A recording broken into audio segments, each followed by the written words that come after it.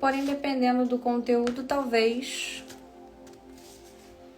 eu salve algumas dessas lives. Durante a semana, eu recebi uma pergunta muito interessante e que vale um recorte sobre isso. Como eu faço para aumentar o meu número de seguidores?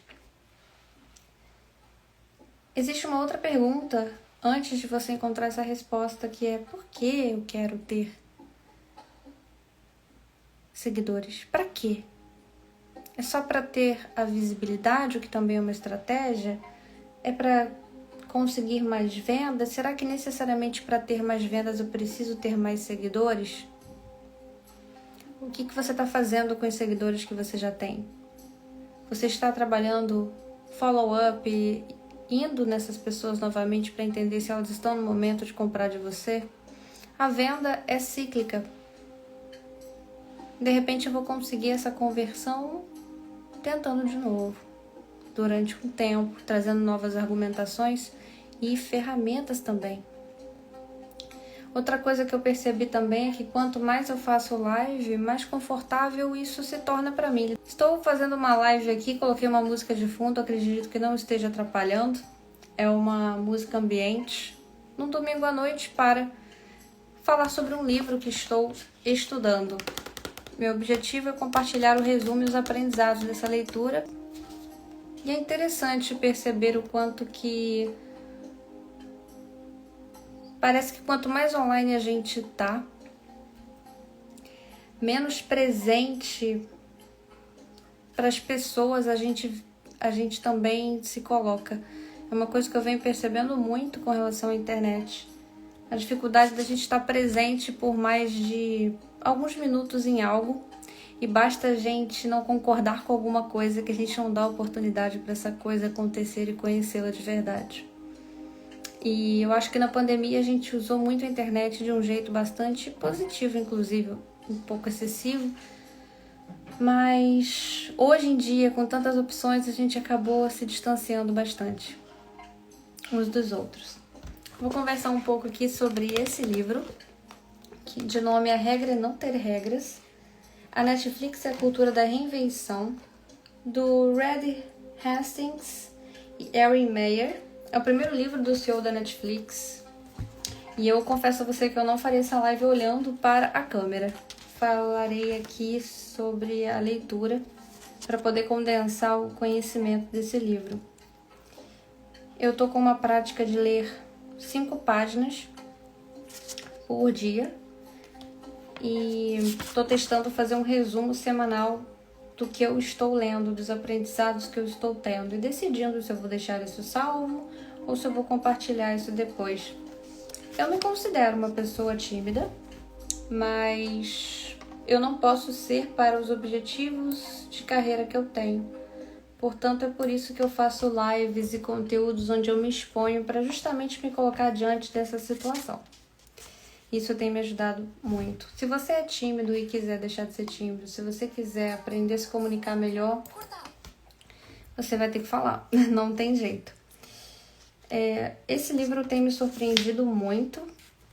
Não é sobre concordar com tudo que ele fala. Eu assisto, ouço coisas das quais eu não concordo também, justamente para buscar um aprendizado em cada coisa que está na minha vida.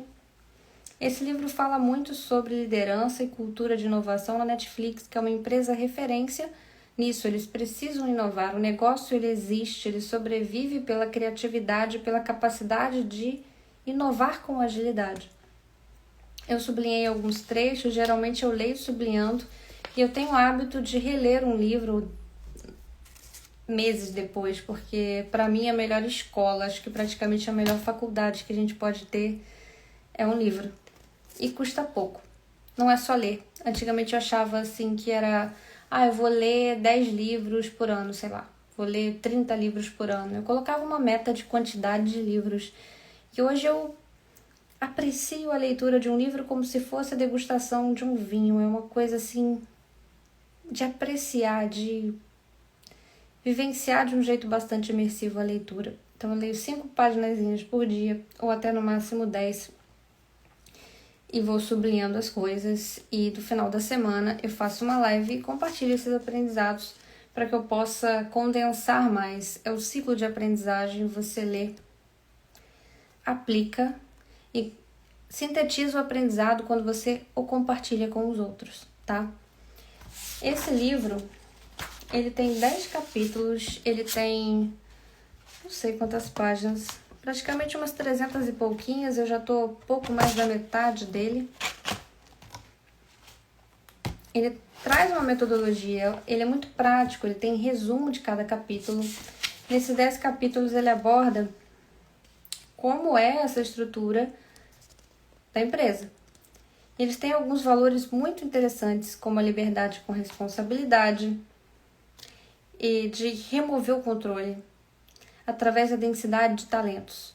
O objetivo da Netflix é montar um melhor time que eles puderem ter as melhores pessoas em cada cadeira dentro da empresa. E com base nisso, eles estruturam um time campeão dentro da empresa. Eles não acreditam que eles são uma família. Se você tiver com desempenho baixo, não estiver correspondendo, você vai ser demitido, vai ter rescisão. Eles querem pagar os melhores salários do mercado, inclusive, para manter essa densidade de talentos ativa dentro do negócio.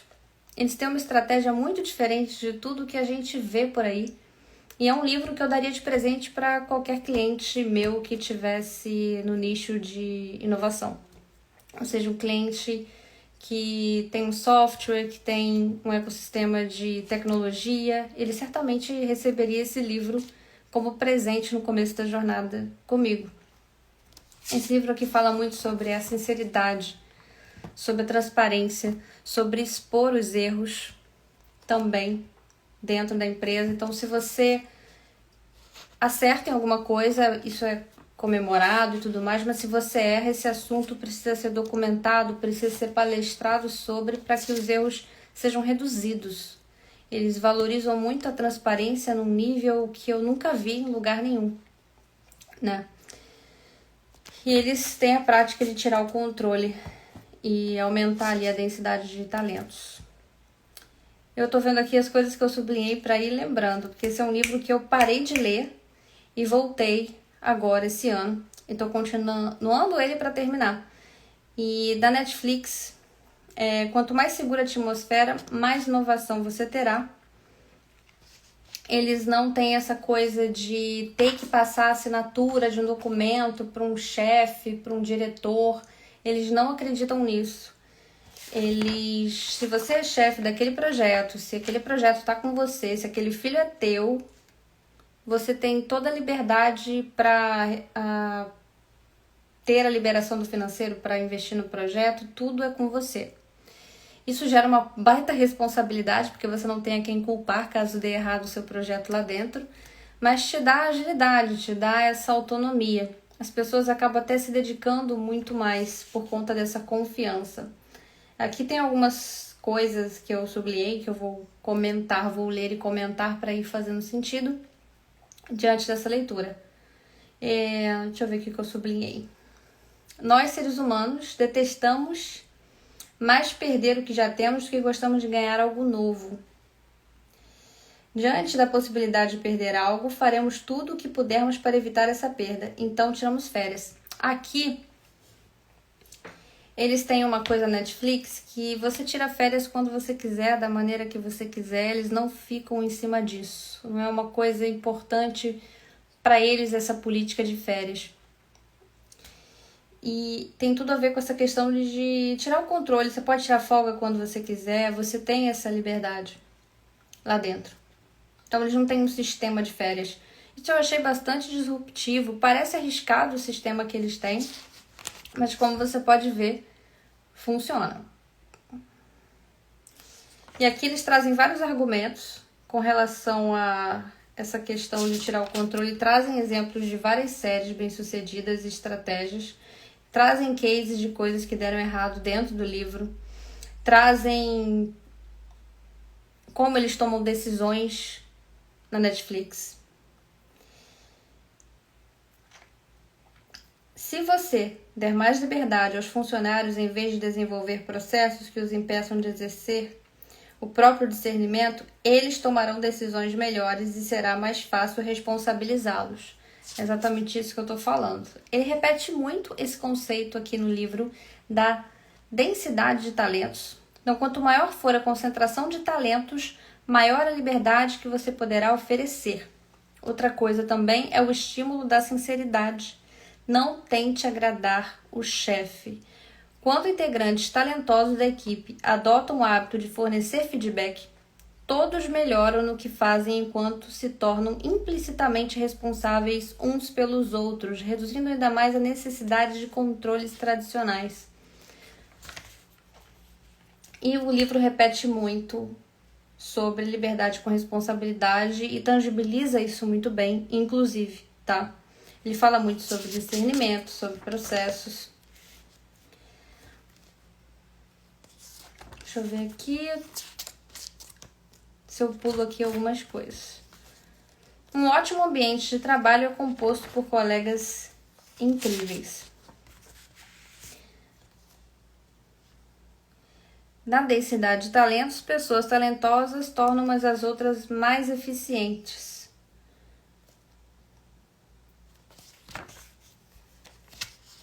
Deixa eu ver aqui. Eles falam... tá. Tem um negócio da maçã podre. Lembrei aqui uma analogia que eles trazem nesse livro. O comportamento de um indivíduo logo contagia os outros membros. É por isso que eles valorizam muito a excelência da performance das pessoas. Porque se você tem um time do qual um ou outro performa muito menos da régua que foi estabelecida, isso acaba caindo e reduzindo o desempenho dos demais. Isso desequilibra todo o time. Eles acreditam muito nisso. Todo líder dentro da Netflix é estimulado a pensar: ok, se essa pessoa sair da empresa, eu faria algum esforço para trazê-la de volta ou não? Se a resposta for não, isso quer dizer que devo demiti-la. Eles têm rescisões, o salário já é um dos melhores pagos pelo mercado. Eles têm a rescisão lá de 4 meses a 9 meses, dependendo do cargo de diretoria. Então a pessoa consegue, recomeçar a vida. Mas eles têm essa questão, assim, temos um time de alta performance, então vamos manter esse time de alta performance. Nós não somos uma família. Nós somos um time de profissionais que estão jogando juntos no seu melhor para a gente alcançar o resultado da empresa. Porque eles não podem, não é errar, eles não têm problema com erro. O erro ele tem que ser exposto para que todos aprendam com o erro. Mas eles têm essa questão realmente da performance muito forte. Demitir, talento, vai rodar. Eles não têm isso, não. E todo mundo que entra na Netflix sabe disso, muito antes de entrar. Eles reforçam muito os valores deles. Eu acho que esse livro até ajuda bastante nesse processo. Aqui tem um resumo do capítulo 1, que é bem interessante, Idiotas, preguiçosos, pessimistas ou pessoas gentis com um desempenho que não seja excelente derrubarão o desempenho de todos se permanecerem na equipe. Colegas incríveis realizam quantidades significativas de trabalho importante e são excepcionalmente criativos e apaixonados. Seu objetivo número 1 como líder é desenvolver um ambiente de trabalho composto exclusivamente por colegas incríveis. E eles vão trazendo como é que a gente constrói essa cultura da liberdade com responsabilidade e como é que eles trabalham a questão da sinceridade. Diga o que você realmente pensa, com um intuito construtivo. Quando começamos a dar uma quantidade cada vez maior de feedback sincero uns aos outros, percebemos que isto tem um benefício adicional, eleva todo o nosso desempenho. Isso eu acredito muito, E com relação à comunidade, ao treinamento de times, eu sempre trabalhei muito isso, essa transparência. Errou, vamos expor o erro e vamos corrigir junto, vamos aprender todos com o que aconteceu. Eu nunca responsabilizei as pessoas pelas coisas, os processos são responsáveis pelas coisas que não dão certo. Se algo deu errado, é porque o processo não estava bom o suficiente e deu margem para o erro. Quando o óbvio não é dito, eu dou margem para o erro acontecer.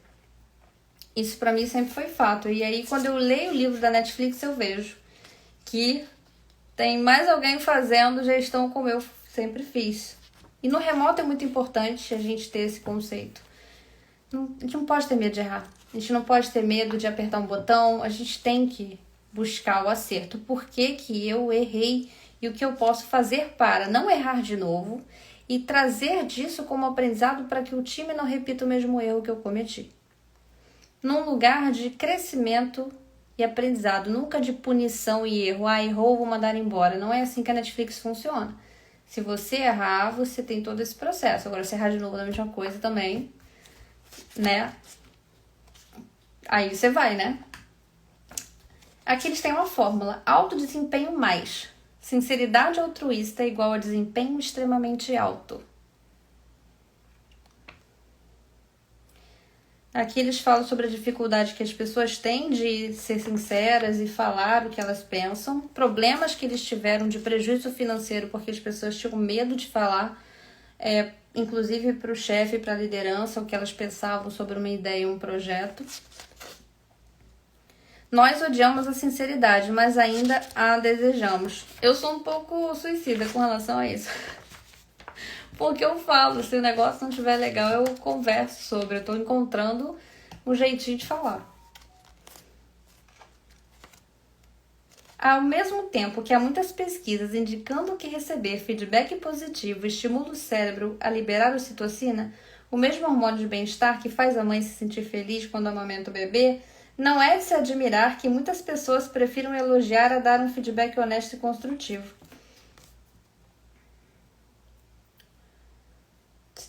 Que eles falam, eu prefiro receber feedback, do jeito que vier eu tô aceitando. A gente tem um jeitinho de melhorar, né? De analisar uma outra perspectiva, de otimizar algum processo. Aqui eles falam sobre o ciclo de feedback, cultivando uma cultura de sinceridade na empresa. Tem umas frases engraçadas aqui do livro, mas eu não vou me aprofundar não. Eles têm realmente um código de cultura bem interessante. É um livro que ano que vem eu tô lendo de novo. Aqui eles ensinam como dar feedback, eles têm uma metodologia de feedback tanto para dar quanto para receber. E é dividida em 4 passos. E aqui eles prezam muito que o feedback ele seja específico. Por exemplo, não essa... eu acho que a sua postura está sendo passiva-agressiva ou agressiva. Não é isso. Isso não é um feedback específico. Você tem que trazer a situação. Naquela situação X, aquela fala Y, sobre aquele contexto H, aconteceu isso, isso e isso. E eu gostaria de orientar sobre uma postura X, Y, Z acerca desta situação em específico. E isso é ser muito específico. Isso a pessoa consegue tangibilizar e entender. Ok, nessa situação eu tive uma postura assim e foi orientada à correção. Tá? E isso aqui é o jeito que eles fazem feedback lá, o jeito que eles dão o feedback. E é o jeito que eu sempre acreditei que funciona dar feedback. Porque não adianta falar, eu gostaria que você, vamos supor, trabalho remoto, tem facilitação online, tem que se arrumar para estar ao vivo, né, presente para o cliente e tudo mais. Isso é óbvio para mim, mas eu preciso explicar para minha equipe. Se isso não aconteceu, na próxima reunião 1-a-1 de feedback eu tenho que conversar, olha. A gente precisa ter um código de vestimenta aqui. No começo eu falo, mas durante também, caso eu veja que o erro se repita, explico o contexto que faz parte da apresentação da empresa. Entende que eu estou sendo específica, não estou sendo abrangente demais? Porque se você é abrangente, você não consegue realmente orientar as pessoas. E a gente está passando por um problema muito sério de comunicação. Tudo que é óbvio precisa ser repetido e orientado e, se possível, documentado. As pessoas não têm bola de cristal para saber como a sua empresa funciona. Por isso que o onboard é muito importante e reuniões recorrentes de 1-a-1 também são. Aqui eles têm a metodologia dentro dos 4 passos de feedback. A recepção do feedback, que você tem a questão de obrigada, recebi, agradeço o feedback e aí com base nisso, analisando o contexto que foi trazido, você vai aceitar ou descartar esse feedback. Mas ele é recebido. Estimule o feedback a qualquer hora e em qualquer lugar. Isso eu achei maravilhoso. Porque ter reunião de feedback é o óbvio. Você sabe que você vai tomar uma chapuletada. Dá o feedback na hora. Aconteceu a situação, se possível, aciona a pessoa ali e já faz a correção. Isso reduz níveis de ansiedade, isso faz a pessoa trabalhar as questões muito mais pontualmente, fazer as correções com mais assertividade, mais agilidade. Deixa eu ver aqui. Vou ler aqui as lições do capítulo 2. Deixa eu ver quanto tempo ainda tenho de live. Vou ficar aqui há 40 minutos resumindo um livro sobre liderança. Já passou 20. Vamos embora. Lições do capítulo 2 desse livro aqui. Sobre liderança, o pessoal da Netflix, da empresa, a cultura da Netflix.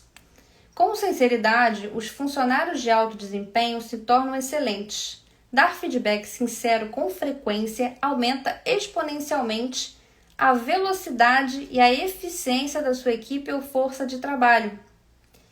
Abra espaço para a sinceridade ao criar momentos de feedback em suas reuniões regulares. Treine seus funcionários para dar e receber feedback de forma eficiente, seguindo as diretrizes do método que eles deram aqui nesse capítulo. Como líder, solicite feedback com frequência e responda com sugestões de pertencimento ao recebê-lo. Então, não é só dar o feedback para o meu time, ensinar também o meu time a me trazer feedbacks. Livre-se de indivíduos arrogantes enquanto promove uma cultura de sinceridade. Com densidade de talento e sinceridade, você está pronto para começar a remover controle e oferecer mais liberdade no local de trabalho. Existe um passo a passo, uma metodologia, não é só soltar as pessoas no meio da floresta. Você educa, né? Cria todo um sistema para que você consiga ir dando mais liberdade para a sua equipe sem perder a eficiência. Vamos lá, aqui eles têm aqui um pouco... Acho que a parte mais polêmica até o momento que eu li é quando ele começa a falar sobre a remoção de controles, que tem a ver com a eliminação da política de férias.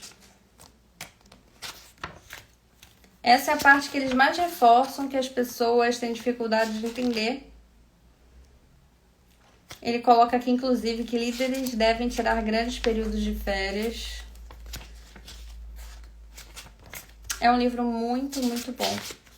Eu acho que tem que ter estômago para ler. Ele traz uma outra visão e eu sinto que ele seja aplicável a modelos de negócio que precisam inovar muito rápido. E eles conseguem ter uma retenção na equipe, não é uma equipe que tem alta rotatividade. As pessoas querem e escolhem estar na Netflix exatamente do jeito que ela é. Eles têm um lema aqui, que é a expressão liderar com contexto em vez de com controle.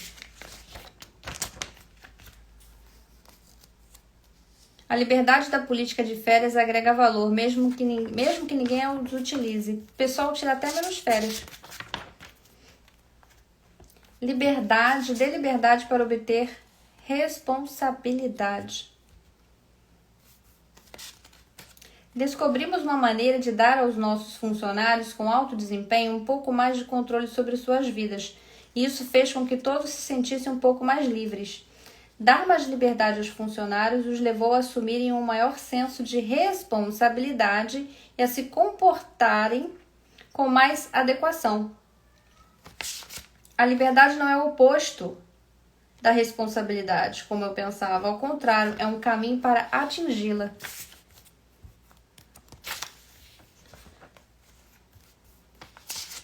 Deixa eu ver aqui.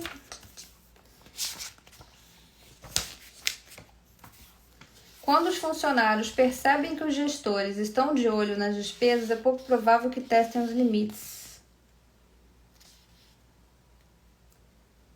Algumas pessoas trapaceiam, mas os ganhos superam as perdas. Aqui eles contam a história de algumas mentiras e algumas coisas que aconteceram com relação a essa liberdade, mas que ainda assim os riscos são muito menores.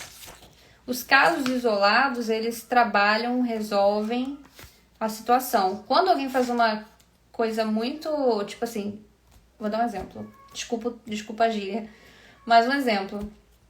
Se o líder vai demitir fulano porque fulano fez tal coisa, ele vai mandar um e-mail para todo mundo, incluindo fulano, de um jeito respeitoso para explicar o que aconteceu. E se ele errar, ele vai dizer que ele errou. Aqui tem um caso de um líder que fez várias contratações para uma mesma vaga e ninguém ficava. E aí ele assumiu a responsabilidade para ele. Eu estou fazendo o processo errado. E ele disse para a equipe... Eles têm reuniões, eles têm palestras sobre as merdas que acontecem na Netflix. Eles falam sobre a parte financeira para todo mundo saber. Eles ensinam desde do pessoal mais operacional até o alto escalão. Ensinam sobre as demonstrações financeiras, para as pessoas saberem dos resultados financeiros da empresa. Isso gera pertencimento. Elas têm mais clareza e entendimento do papel e da influência que elas têm dentro daquela empresa. Isso aqui eu achei muito legal também. E faz um baita sentido e é uma coisa que a gente vê muito pouco por aí. Aqui na lição sobre esse capítulo que fala sobre as férias, viagem, despesas, eles trazem sempre um resumão em bullet points assim de aprendizados resumidos de cada capítulo. Eu vou ler desse capítulo aqui, tá? Ao eliminar a política de férias, explique que não há necessidade de pedidos de aprovação prévia e que nem os próprios funcionários, nem seus gestores devem controlar seus dias fora do escritório. Cabe ao funcionário decidir se e quando deseja tirar algumas horas, um dia, uma semana ou um mês de folga. Dependendo do seu modelo de negócio, não estou dizendo que é uma regra que você vai aplicar aí, mas eu estou te mostrando que existem outros modelos de negócio, outras formas de gestão que funcionam nesse formato. É Netflix esse exemplo, tá? Continuando aqui. Quando você elimina a política de férias, isso deixa um vazio. O que o preenche é o contexto que o chefe fornece para a equipe. Diversas discussões devem ocorrer estabelecendo a maneira como os funcionários devem abordar suas decisões de férias. Então, eu vou chegar para o fulano e perguntar, fulano, então, como é que vai ser o seu sistema de férias? E com base nisso, é livre para eles. Eu confesso a você, Camila, não gosto de férias. Não gosto de sistema de férias, nunca tirei férias. Mas talvez eu seja uma pessoa que gosta realmente muito de trabalhar. As práticas exemplificadas pelo chefe serão fundamentais para orientar aos funcionários quanto a um comportamento adequado. Um escritório sem política de férias, mas com um chefe que nunca sai de férias, será um escritório sem férias. Isso aqui é uma questão de liderar pelo exemplo, tá? A pessoa que lidera, é recomendado que ela tire férias para mostrar que as pessoas também têm permissão de fazer isso. Eles querem que você tire férias, sabe? Só que não adianta eu lá dar isso para a equipe e eu não fazer. Eles realmente estimulam que a liderança tenha esse papel de ensinar pelo exemplo, tá? Deixa eu ver aqui. Eles também não fazem controle de despesa de viagem. Isso já deu muito problema. Mas agora eu acho que eles conseguiram resolver. Eu vou ler um pouco sobre isso aqui, tá? Sem controle de despesas, você precisará que o departamento financeiro faça uma auditoria anual de parte dos reembolsos. Então, eles fiscalizam. Eles vão te dar o dinheiro que você quiser para tu viajar para Dubai ali em trabalho, se você quiser. Mas saiba que uma vez por ano vai ter uma auditoria. Se você fizer algo errado, vão pegar. É uma liberdade, mas tem um controle. E é importante que tenha. E deixar isso claro nos acordos. Algumas despesas podem aumentar com a liberdade, mas os custos com gastos excessivos não são tão altos quanto os ganhos resultantes dessa liberdade. As pessoas têm mais responsabilidade quando têm mais liberdade e eles aplicam isso em tudo no Netflix. Realmente faz um baita sentido. Se me liberarem assim a confiança, Camila, você tem que ir em São Paulo viajar para fechar os clientes aqui para nós. Vamos supor aqui do projeto que eu esteja com relação à comunidade. Cara, eu mesma vou ter o controle das despesas. Eu mesma vou ter um respeito por isso como se o dinheiro fosse meu. Então faz muito sentido isso aqui deles. Pelo menos assim, eu tenho essa perspectiva. Com liberdade de despesas, os funcionários poderão tomar decisões rápidas para gastar dinheiro de maneira que ajudem o negócio. Exatamente o que eu falei aqui. Muitos funcionários responderão à nova liberdade gastando menos do que gastariam em um sistema com regras. Quando você diz às pessoas que confia nelas, estas demonstram quão confiáveis elas são. Tem mais coisinhas aqui, mas eu vou pular para o capítulo 4 e vou fechar no capítulo 4. Aqui eles falam sobre pagar os melhores salários do mercado. O sucesso da Netflix se baseia nesse tipo de história improvável. Pequenas equipes compostas exclusivamente por profissionais bem acima da média, o que o Red, né, que é o CEO da Netflix, chama de times dos sonhos, resolvendo problemas cabeludos. Cara, eles não estão nem aí para a questão do salário da pessoa. Eles querem realmente as melhores pessoas. Tem umas coisas muito interessantes aqui. Eles colocam aqui: ofereça salários de astros de rock. Não é todo mundo que pode seguir essa estratégia, concorda? Mas vamos buscar um pouco mais de contextualização sobre isto aqui. Não é apenas o quanto você paga alguém, é também como você paga a pessoa. Aqui eles rodaram uma pesquisa, o principal motivo pelo qual os trabalhadores deixariam o emprego atual. 44% é por um salário maior. Eles já eliminam isso. Bônus são ruins para flexibilidade. Isso aqui eu achei um tapa na cara do pessoal de sales de vendas. Eles falam sobre o sistema de comissionamento para a inovação não ser tão eficiente. E aqui explica matematicamente por que disso. Vou ler aqui alguns trechos, tá? Vai vendo se ressoa aí do outro lado. Além disso, não acredito que funcionários com alto desempenho se esforçarão mais caso você balance dinheiro à sua frente. Esses funcionários naturalmente vão atrás do sucesso e dedicarão todos os seus recursos para obtê-lo, independentemente de terem ou não um bônus diante do nariz. Eu adoro essa frase do ex-presidente executivo de um banco que tem aqui, né? Ele vai citar essa frase aqui, eu vou ler. Não faço ideia de por que me ofereçam um contrato com bônus. Porque prometo que, em ano nenhum, em dia nenhum, trabalharei mais ou menos só porque alguém me pagaria mais ou menos por isso. Qualquer executivo que vale o salário que recebe diria o mesmo. Uma pesquisa confirma o palpite. O pagamento condicional funciona para tarefas rotineiras, mas diminui o desempenho de um trabalho criativo. Essa descoberta faz todo sentido.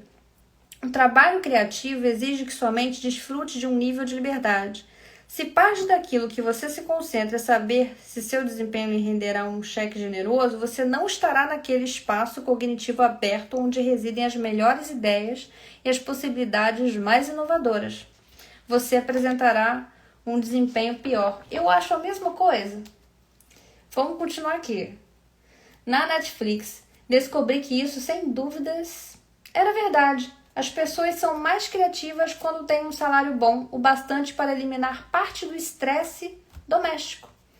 Mas as pessoas são menos criativas quando não sabem se ganharão mais ou menos. Salários altos são bons para inovação. Grandes bônus por mérito, não. De fato, gente, você ter ali um entendimento que você vai receber X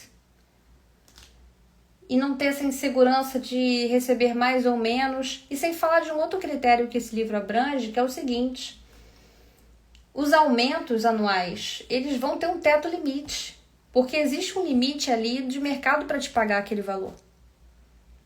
Então, assim, quanto mais tempo você passa numa empresa, menor vai ser o seu aumento. Literalmente.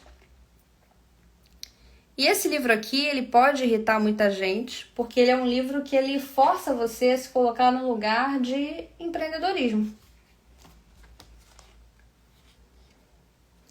E ele coloca aqui, paga os melhores salários do mercado, permanecendo sempre no topo. Vamos lá.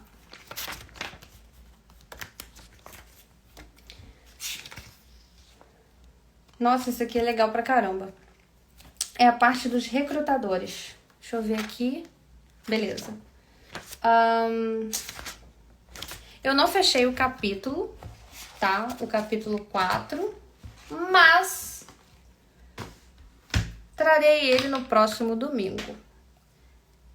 E obrigada pelo seu tempo. Não se esqueça que semana que vem nós temos uma live com convidado, que é o meu formato preferido de conteúdo. Gostei desse aqui. Boa noite. Aqui no Rio de Janeiro tá um frio. Confesso que é uma live meio monólogo.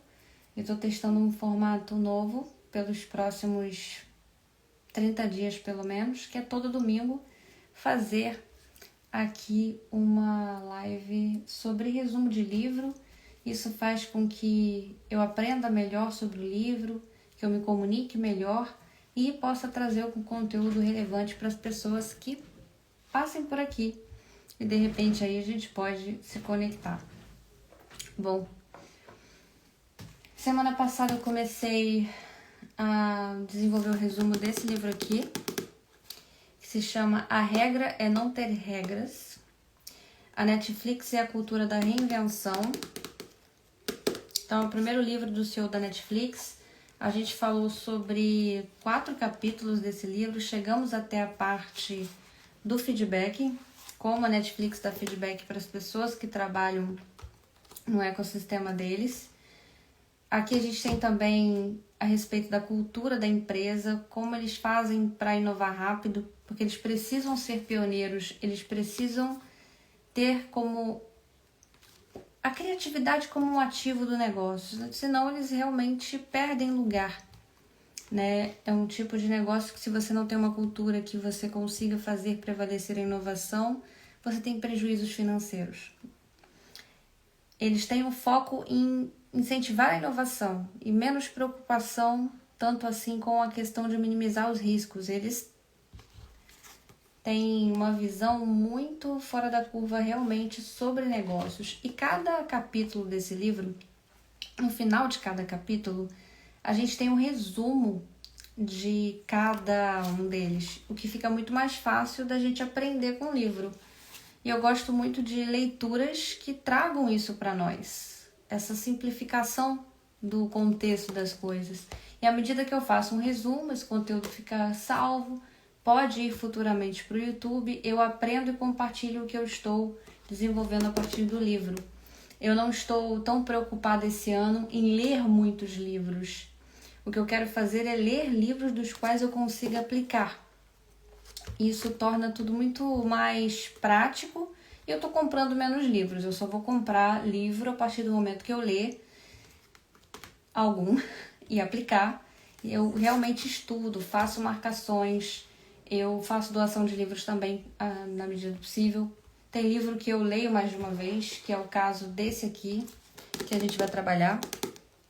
É um livro sobre comunidades e que eu vou trabalhar o ano que vem inteiro com a narrativa dele, com os exemplos que ele traz.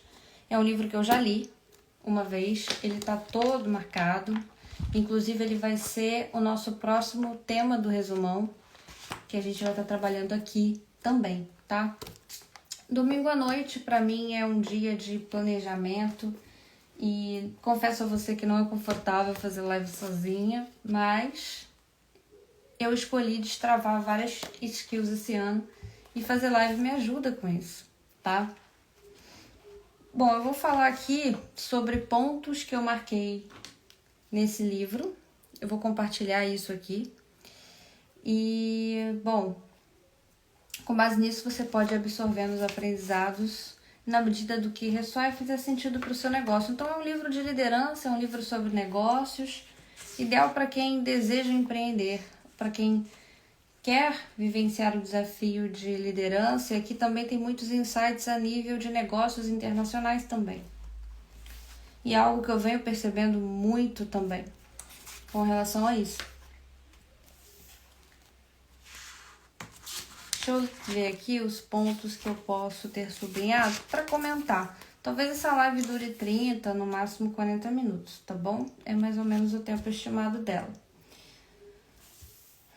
Deixa eu ver aqui.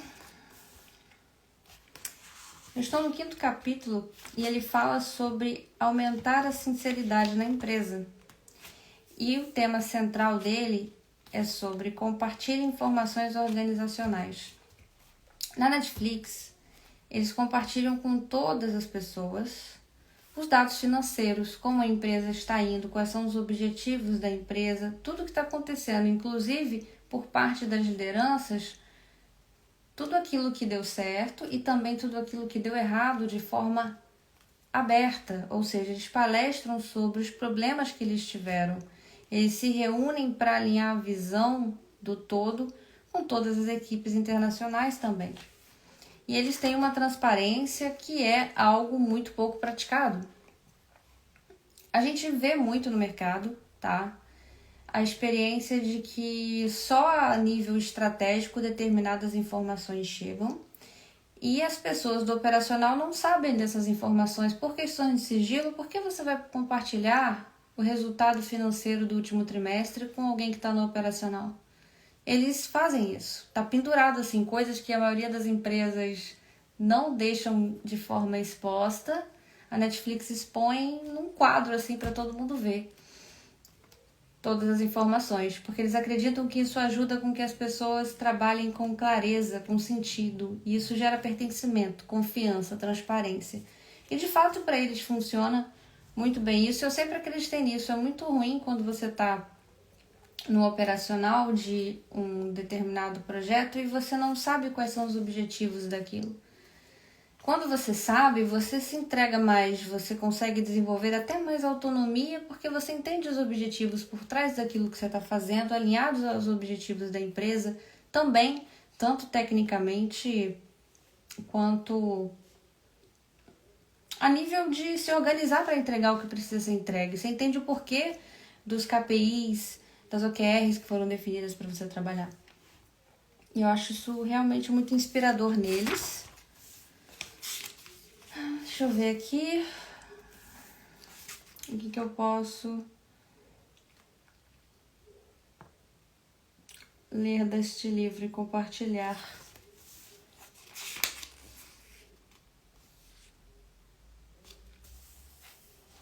Eles contam tudo amarrado a historinhas. E eu gosto de trazer resumos.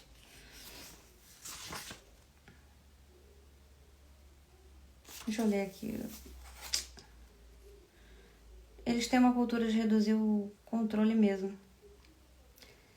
Todos os resultados financeiros, assim como todas as informações que os concorrentes da Netflix gostariam de ter em mãos, estão disponíveis para todos os funcionários.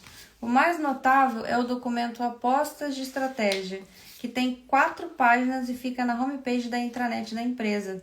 Meu objetivo era fazer com que os funcionários se sentissem donos e com isso aumentassem a quantidade de responsabilidade que assumiam pelo sucesso da empresa.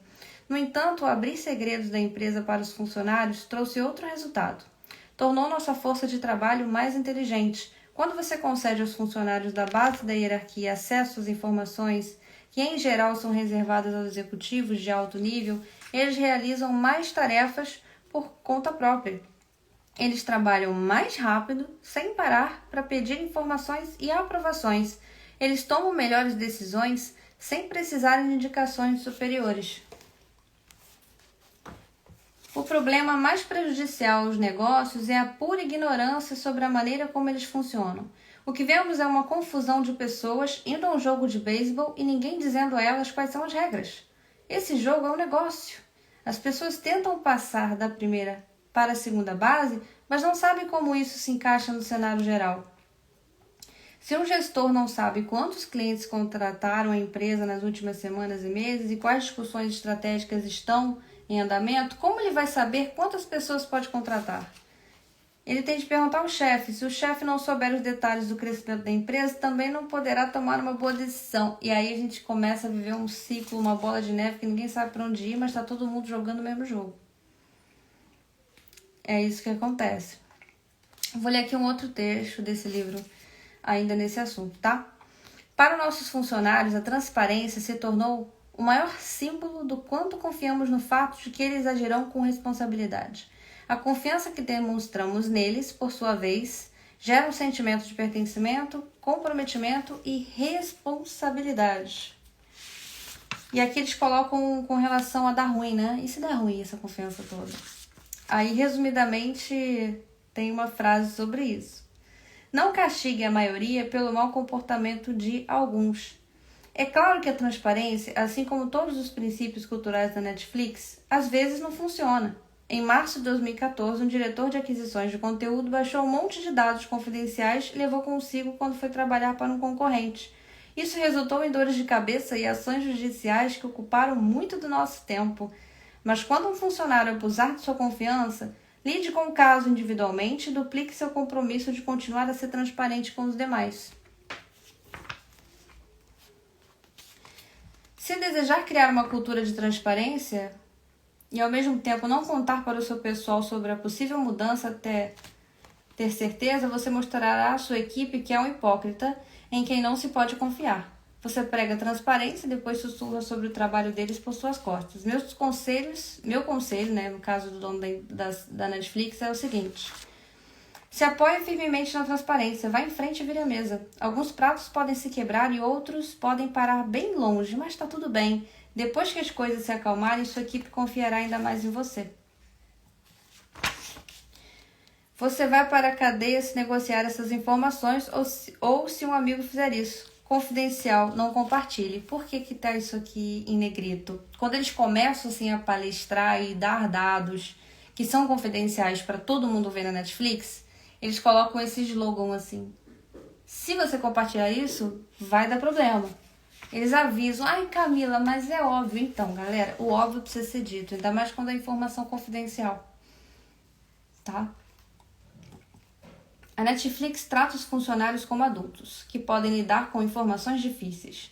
E eu adoro isso. Essa prática gera um profundo sentimento de comprometimento e adesão de parte dos funcionários.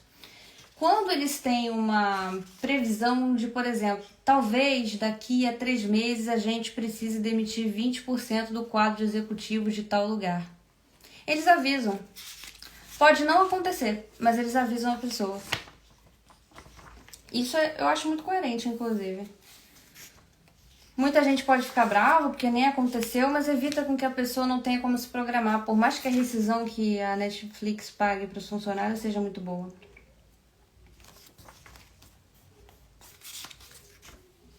Deixa eu ver aqui. Tem uma coisa muito interessante aqui. Que o Red é o dono da empresa, né, da Netflix. Nossa, eu meti um sotaque americano do nada aqui. Ele diz o seguinte: sussurre suas vitórias e grite seus erros.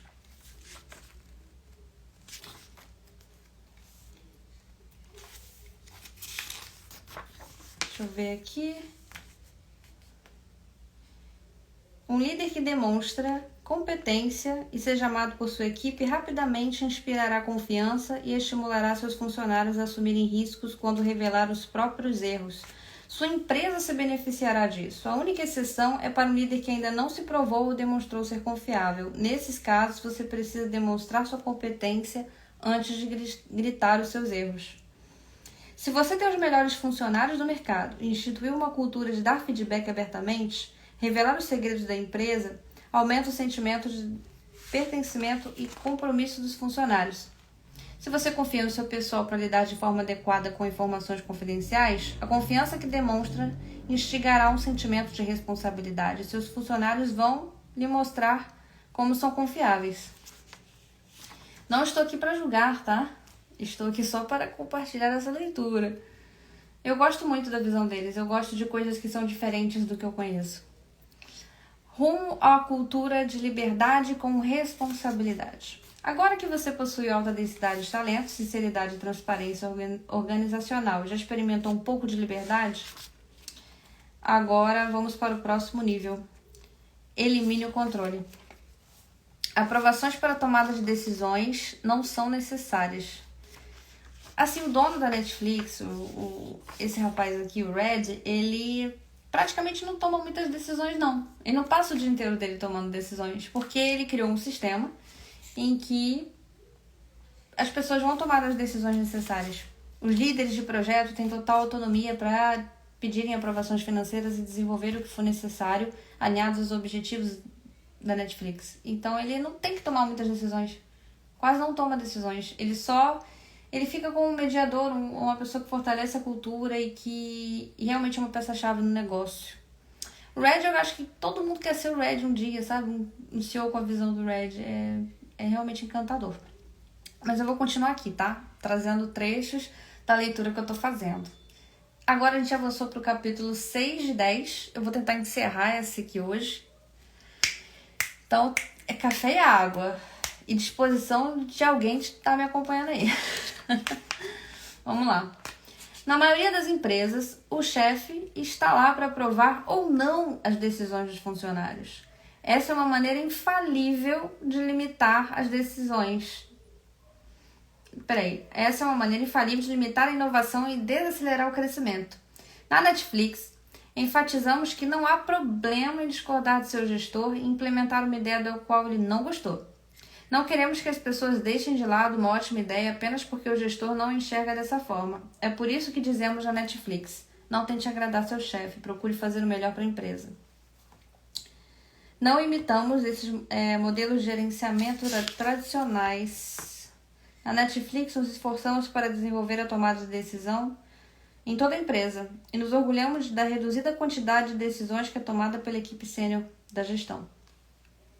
A distribuição do processo decisório só pode funcionar se você tem alta densidade de talentos e um nível incomum de transparência organizacional. Sem esses elementos, toda a premissa vai por água abaixo. Existe uma metodologia que um capítulo vai levando para o próximo estágio para você conseguir implementar uma cultura de liberdade com responsabilidade no seu negócio. Então aqui até chegar nisso aqui, a gente passou por várias etapas. Precisa conquistar a transparência, precisa realmente trabalhar algumas questões antes de chegar nisso aqui. Esse livro, ele traz cases de Game of Thrones, de lançamentos de séries muito conhecidas, principalmente no começo, quando a Netflix começou a criar suas produções originais.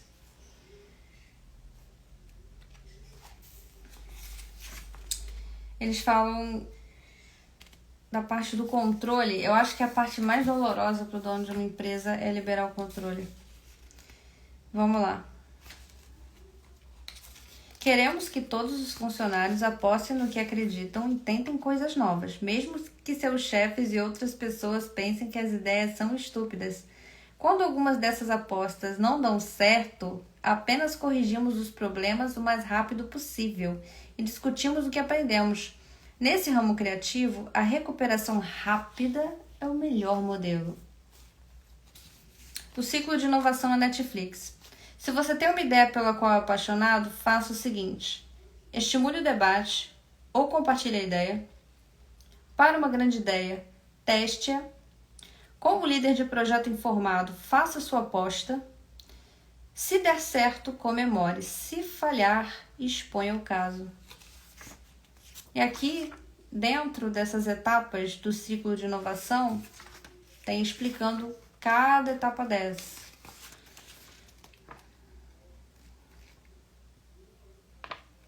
E tem uma coisa que eu gostei muito nesse capítulo, acho que foi o que eu mais gostei, eu vou comentar aqui. Traz uma referência ao livro dos Outliers, do Malcolm, do livro Fora de Série. Eu vou falar sobre isso aqui agora. Que é o seguinte: o Red é o grande, sabe, o dono da porra toda.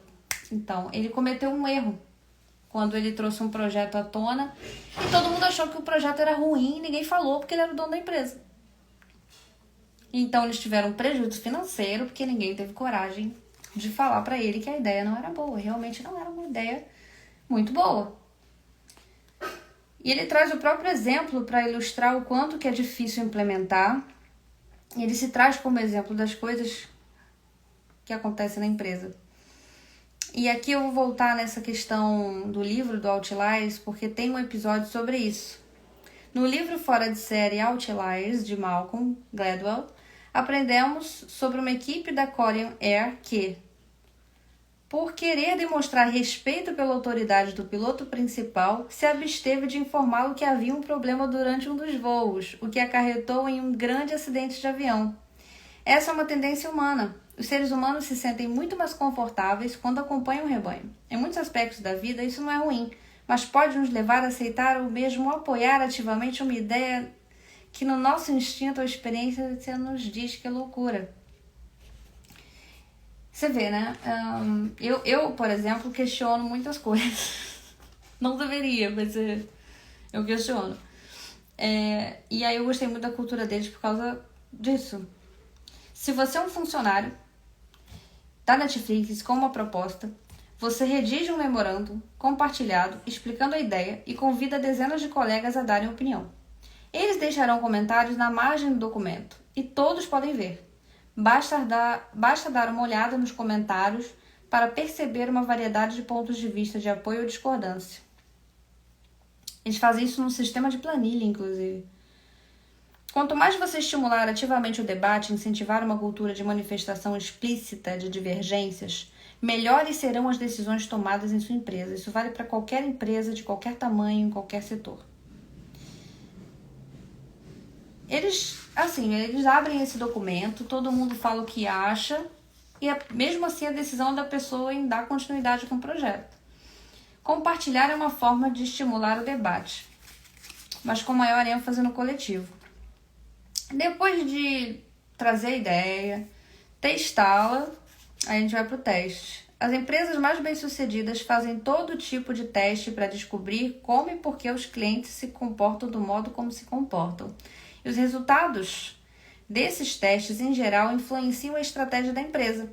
Na Netflix, a grande diferença é que os testes ocorrem mesmo quando as lideranças são contrárias à iniciativa.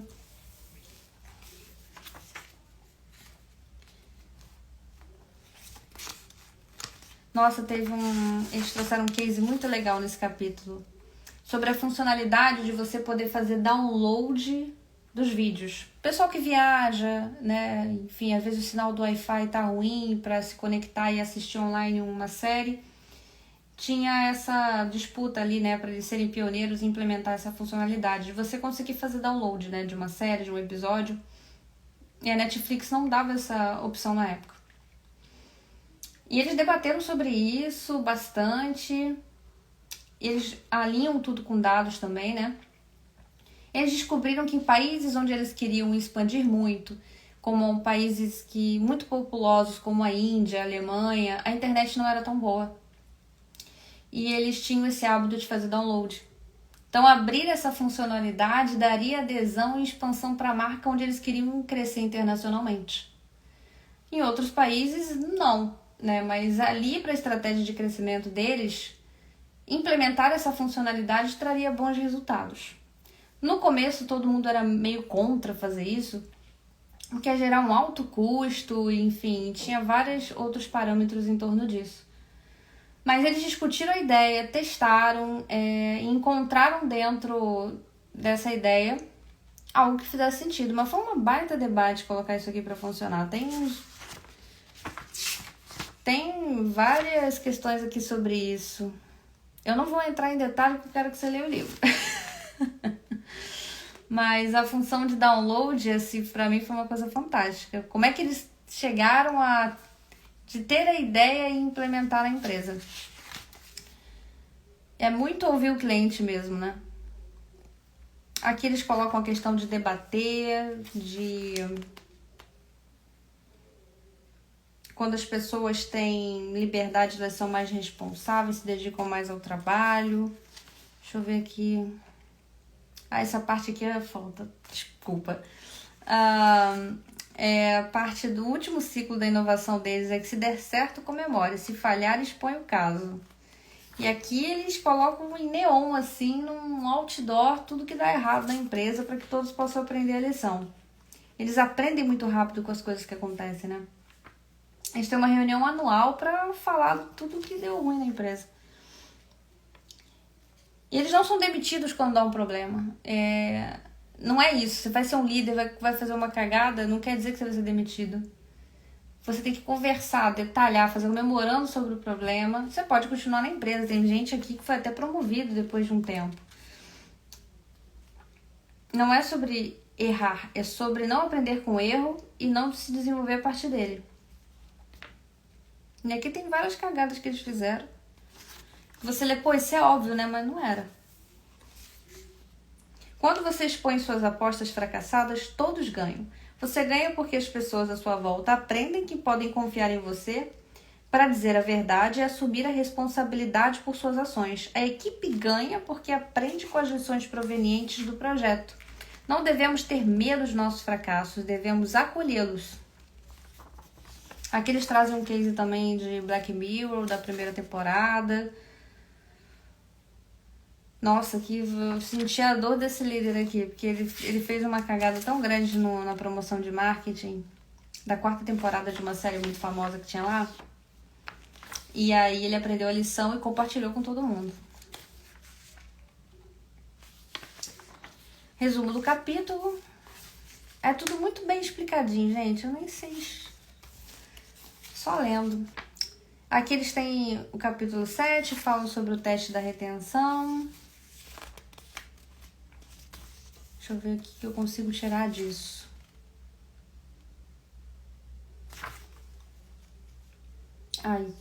Eu já falei isso na semana passada, eu vou pular um pouco, tá? Mas é basicamente a maneira como eles enxergam o time. Eles não são... Como eles enxergam as equipes. Eles não são uma família, eles são um time de alta performance. Isso aqui muda muito a visão da gente de trabalho. Uma equipe esportiva profissional é uma boa metáfora para a alta densidade de talento, porque os atletas profissionais exigem excelência, acreditando que o responsável pela equipe garantirá que todas as posições estejam sempre preenchidas pela melhor pessoa, treinam para vencer, esperando receber feedback sincero e contínuo do técnico e dos colegas sobre como melhorar seu jogo, sabem que apenas esforço não é suficiente, reconhecendo que, se tiverem desempenho nota 8, apesar de terem se esforçado por um 10, receberão um agradecimento e serão respeitosamente substituídos por outro jogador. A pessoa precisa saber quando passar a bola, como ajudar os colegas de equipe a prosperarem e reconhecer que a única maneira de vencer é em conjunto. Aquele era exatamente o tipo de cultura que a gente buscava, né? Aqui o pessoal da Netflix, né? Para aqueles que valorizam integrar equipes vencedoras, nossa cultura oferece uma grande oportunidade. Como em qualquer time que compete pelo sucesso, no mais alto nível, formamos relacionamentos profundos e nos preocupamos uns com os outros. Se alguém da sua equipe fosse se demitir amanhã, você tentaria mudar a opinião dessa pessoa ou aceitaria a demissão? Talvez com certo alívio? Se escolheu a última opção, você deve lhe oferecer um acordo de rescisão agora e buscar uma estrela. Alguém por quem você lutaria para manter. Essa é a visão da Netflix. Como qualquer empresa, tentamos fazer boas contratações. Ao contrário de muitas empresas, acreditamos que desempenho razoável resulta em uma generosa rescisão. E aqui eles fazem um teste de retenção aplicado aos gestores. Netflix tem uns testes mesmo para definir, você manteria essa pessoa no seu time ou não, se não, corta. Eles estão fazendo sempre esses testes por lá. As pessoas têm medo de passar por esses testes, mas elas passam.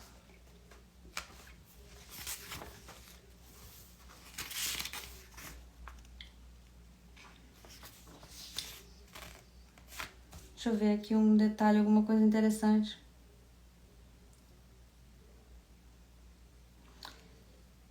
Vou ler um trecho aqui, tá? Vamos ver se encaixa. Porque o time não família da Netflix seria diferente. Eu esperava encontrar funcionários da Netflix, ao mesmo tempo ajudando os colegas e os apunhalando para preservar os próprios cargos. Mas a verdade é que não foi o que eu vi durante as minhas entrevistas. Então, se a gente acha que uma coisa dessa não funciona, não funciona. As pessoas se ajudam lá, porque elas querem estar dentro de um time de estrelas, elas querem pertencer àquilo, elas se ajudam, elas trocam muito a partir da densidade de talentos. Deixa eu ver aqui.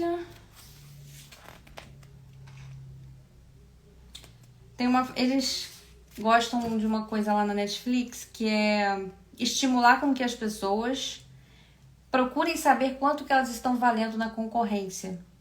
Então, dependendo desse teste de retenção, eles cobrem. Eles querem ter os melhores salários e as melhores pessoas na Netflix. Isso para eles não é negociável. O melhor valor do mercado.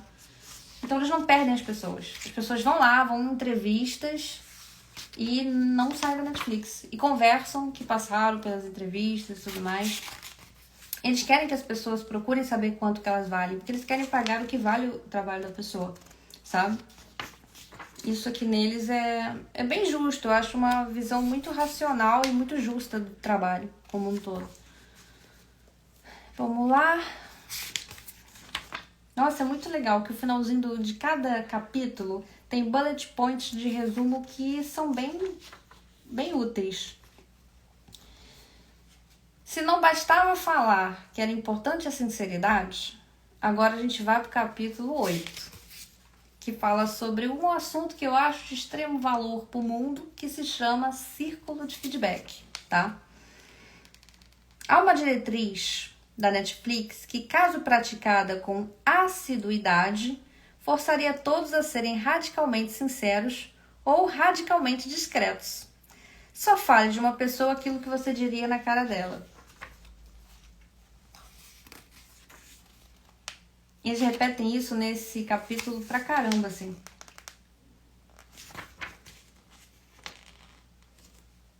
Eles têm um tipo de feedback também 360, que eles fazem online e presencial também, que é realmente colocar as pessoas cara a cara e trabalhar esse feedback umas com as outras para desenvolver os times. Então, as pessoas são separadas em grupamentos e são feitas longas reuniões para ter essas trocas. E existe um pé de igualdade aqui, porque eu posso dar feedback para o meu gestor, eu posso dar um feedback para o meu líder.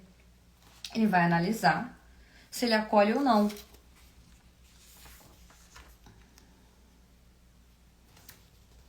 Deixa eu ver aqui. Eles lutaram muito para implementar o feedback 360. Eu achei isso aqui muito para fintechs. O melhor do feedback 360 aberto é que instiga discussões valiosas. Compartilho sistematicamente com meus subordinados diretos ou os comentários que eu recebo. E meus subordinados compartilham seus comentários com suas equipes até o último nível. Isso não apenas fortalece o senso de transparência, como também cria responsabilidade reversa, através da qual a equipe se sente incentivada a chamar a atenção do chefe por mau comportamento recorrente.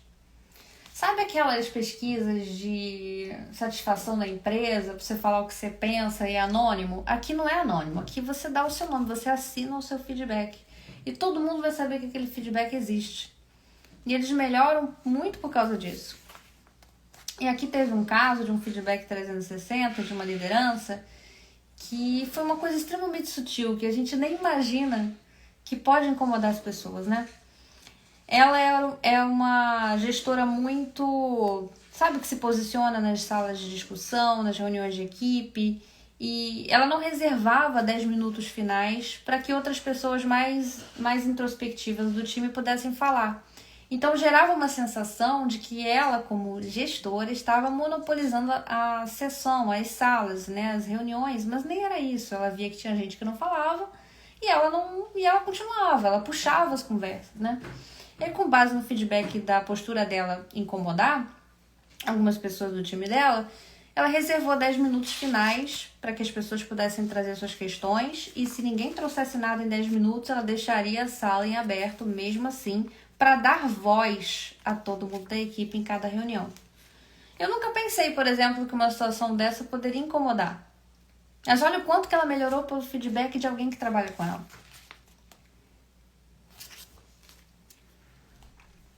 O que eu achei hardcore, eles aplicarem esse sistema de reuniões, de feedback, ao vivo.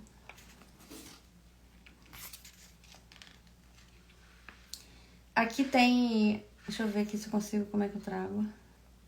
A primeira razão pela qual os 360 de feedback ao vivo são tão úteis é que os indivíduos se tornam responsáveis por seus comportamentos e ações perante a equipe. Dada a liberdade que concedemos aos funcionários, somada ao clima geral de não tente agradar seu chefe, essa corresponsabilidade age como uma rede de segurança. O chefe não diz ao funcionário o que fazer, mas, se o funcionário agir de modo irresponsável, receberá feedback do grupo.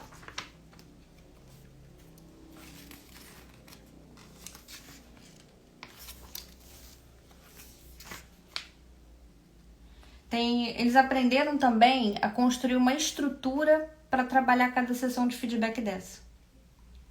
E aqui tem no livro como é que eles fazem, que são os 4 As. Tirando comunicação agressiva, passiva-agressiva, sarcasmo, né? Esse tom de voz que geralmente não gera o feedback que a gente espera, né?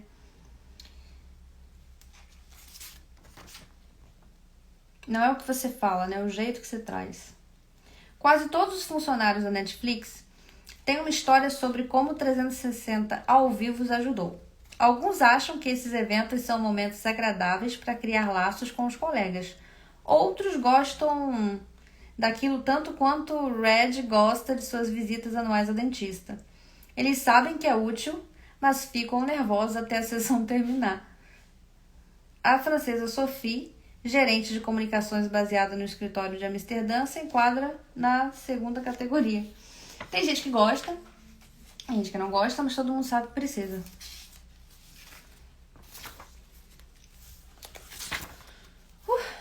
Lidere com contexto. Vamos para mais eliminações de controle. Lidere com contexto em vez de com controle.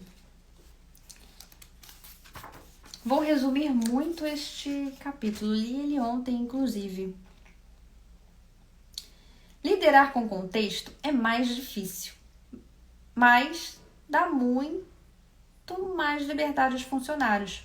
Você lhes fornece toda a informação possível, de modo que os membros de sua equipe tomem grandes decisões e realizem um trabalho sem supervisão ou processos e controlem suas ações. O benefício é que a pessoa fortalece sua capacidade de tomada de decisão a fim de fazer escolhas independentes melhores no futuro. Aqui eles dão contexto, explicam o porquê, como fazer. Bem direcionado isso.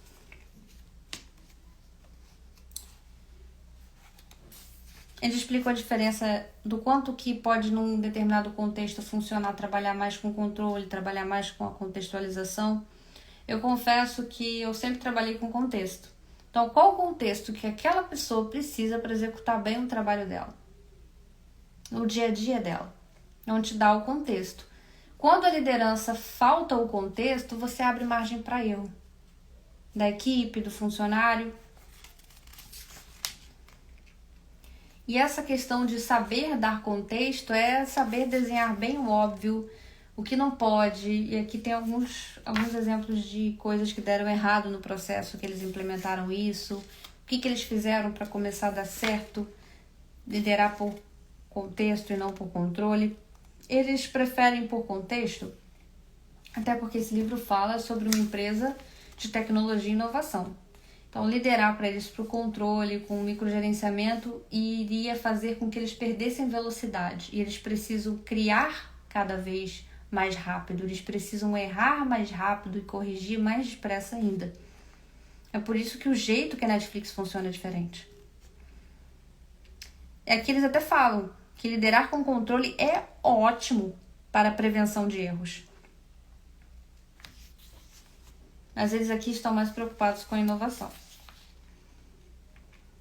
E aqui traz uma analogia bem legal do Pequeno Príncipe. Se quer construir um navio, não peça que as pessoas juntem madeira, nem lhes atribua trabalhos ou funções. Em vez disso, ensine-as a ansiar pela infinita imensidão do oceano. Por mais que eu goste desta passagem, nós a citamos ao final de nosso memorando cultural. Também entendo que para alguns leitores isso pode parecer totalmente impraticável. Eu leio isso, eu sinto isso quando eu leio esse livro. O que me leva à terceira condição necessária para que a liderança com contexto funcione. Além da alta densidade de talento e a busca pela inovação, em vez da prevenção de erros, você também precisa trabalhar em um sistema de alta autonomia. E aqui eles explicam o conceito de alta autonomia. Alinhamento com a autonomia, alinhamento com a estrela guia. Questiona se a sua empresa está altamente alinhada. Eles fazem reuniões sobre isso, inclusive.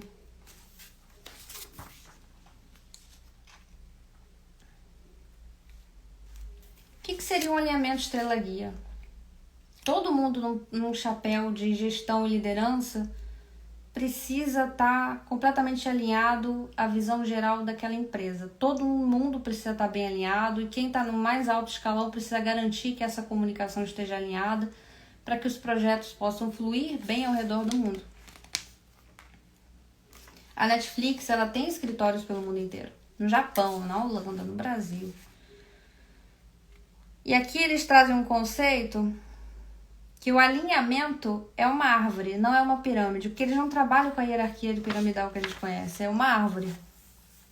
Aqui eles têm o desenho da árvore, mostram isso, como é que funciona. Falam sobre o desafio de crescer, expandir a nível global. Falam das grandes dificuldades que eles tiveram a implementar a cultura da Netflix em determinados países, por questões culturais mesmo. Aqui eles trazem, por exemplo, que no Japão, em Singapura, as pessoas não têm o hábito cultural de serem tão diretas quanto os americanos, por exemplo. E isso gera uma dificuldade maior, um ajuste, uma adaptação para trazer a cultura de uma maneira que ela possa ser implementada naquele país. Os feedbacks num país como o Japão ou Singapura, pelo mapeamento deles, teria que ser feito de maneira mais formal possível. Criar eventos dentro da empresa para que isso acontecesse, porque não é natural as pessoas darem feedback. Eu não sei se você já teve a oportunidade de trabalhar com um americano ou estar numa comunidade com pessoas dos Estados Unidos, enfim. Eles são muito diretos. Se a pessoa não gostar de alguma coisa, ela vai falar na hora. Vral, não tem um passo um pano. Não existe isso. Tem países que a comunicação não é tão direta assim. Eles começaram a explicar tudo isso aqui no livro, como é que eles lidaram com isso, tá? Deixa eu ver aqui se eu tenho mais algum detalhe para trazer. Trouxe aqui até o 10º capítulo adiantado que fala sobre a expansão global da Netflix. Assim, é uma empresa gigante num nível que eu acho que a gente nem consegue imaginar. Eles mapearam a cultura deles em gráficos e distribuíram por grupo, distribuíram por país, para fazer os ajustes necessários para que a cultura pudesse ser implementada. Que desafio! Aqui tem uns gráficos, não tô mentindo, tem uns gráficos aqui, ó. Você tá no escritório da Netflix nos Estados Unidos, você ser transferido ou ir para uma unidade em Singapura, no Japão, você vai sentir uma diferença. Eles entenderam como fazer funcionar apesar das diferenças. E tem um quadro aqui, ó, com relação ao feedback direto e indireto, com relação aos países, Japão, Brasil, Estados Unidos. É um livro que traz muito exemplo. Eu senti que é uma leitura extremamente prática e didática, te dá visão. Ainda que não vou implementar na minha empresa porque não é o nosso modelo, nossa cultura, você aprende com o livro, se você der uma chance para ele. E aqui eles falam um insight sobre essa questão da expansão global. Em culturas menos diretas, aumente os momentos formais de feedback. Dado o desafio relacionado a feedback no escritório de Tóquio, um grupo de gestores sediados nos Estados Unidos realizou uma experiência na tentativa de fazer com que os funcionários japoneses passassem feedback dentro do modelo dos 4 As. Eles foram da Califórnia para o Japão a fim de administrar um curso sobre feedback. Eles tiveram o desafio de implementar o feedback 360 no Japão. O que aprendemos com essa experiência e mais tarde descobrimos ser, na verdade, não apenas no Japão, mas na maioria das culturas em que o feedback negativo direto é menos confortável e menos comum.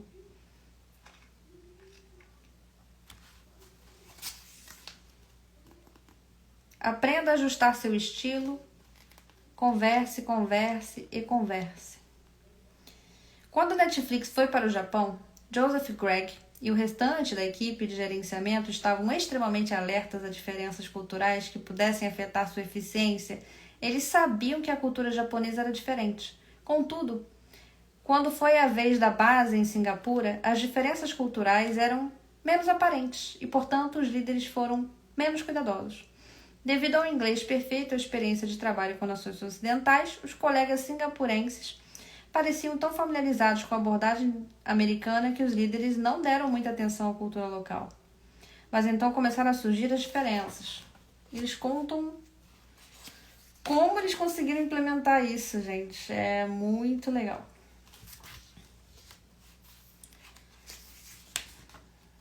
Tudo é relativo. Como em todas as dimensões da cultura, tudo é relativo quando se trata de dar feedback a colegas estrangeiros. Os japoneses acham os singapurenses desnecessariamente diretos. Os americanos acham que falta transparência aos singapurenses. Os singapurenses que ingressam na Netflix ficam chocados com a franqueza dos colegas americanos. Para muitos holandeses, os americanos da Netflix não parecem tão diretos. Apesar das aspirações multinacionais, a Netflix continua sendo uma empresa de cultura essencialmente americana. E quando se trata de fornecer um feedback negativo, os americanos são mais diretos do que muitos outros, embora consideravelmente menos que os holandeses.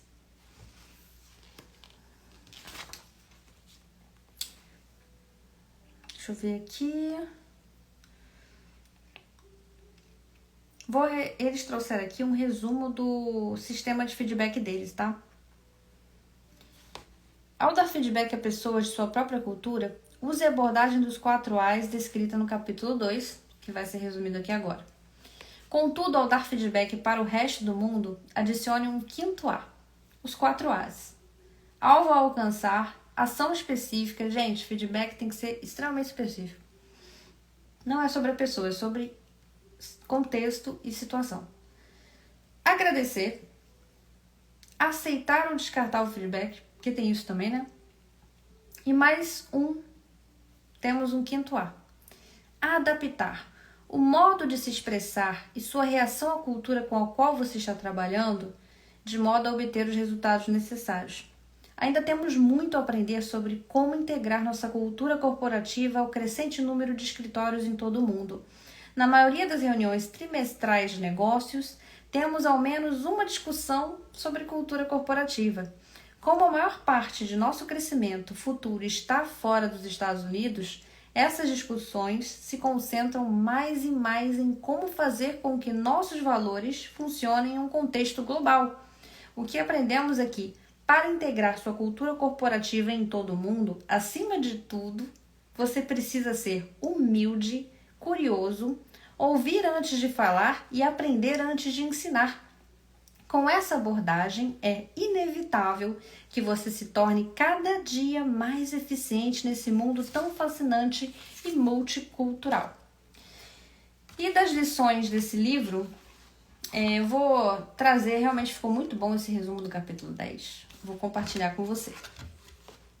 Lições do capítulo. Mapeie sua cultura corporativa e compare-a com a dos países para os quais você está expandindo. Para uma cultura de liberdade com responsabilidade, a sinceridade vai demandar atenção extra.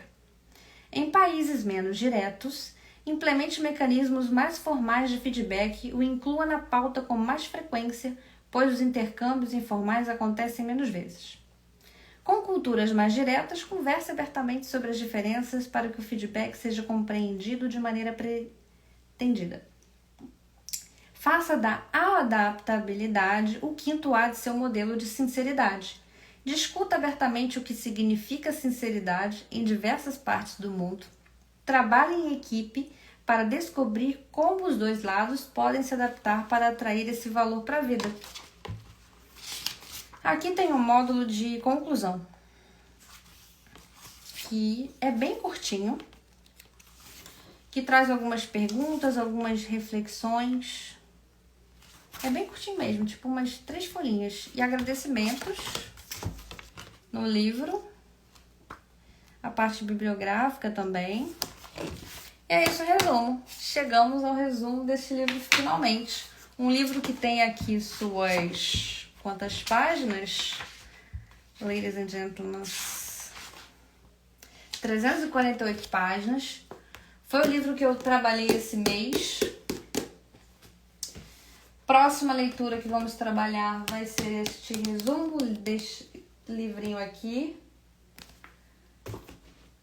E já é o livro de entre essa transição de outubro, novembro e dezembro, nós vamos ler um livro que dói muito juntos, que é esse livro aqui. Dezembro vai ser esse aqui. Não farei muitos conteúdos em dezembro, mas esse livro merece um resumo. Ele tá todo marcado, ó. É sobre estoicismo, é um livro que ajuda muito a mentalidade do empresário. É um livro que ele bate sem luva. Então, eu gosto assim, livro que desperta a gente para o próximo nível. Eu espero que você tenha gostado aí dessa experiência diferenciada, completamente aleatória no seu feed. Cara, aqui eu recebi a pergunta do livro, tá nos stories, tá? É o livro que a gente tá falando o mês todo. A regra é não ter regras. Inclusive, eu vou aprender a fixar o nome do livro na próxima live, que aí é a pergunta mais recorrente, a gente já resolve. Né? Nome do livro. Deixa eu colocar aqui pra vocês. Tem na Amazon, tá? E é isso. Terminei. Ui. Tomar um café agora, que eu vou fazer ainda alguns posts hoje para a semana, ainda vamos trabalhar um pouco. Gostaria de desejar a você um excelente domingo, uma semana maravilhosa. E é isto, ladies and gentlemen, brindaremos.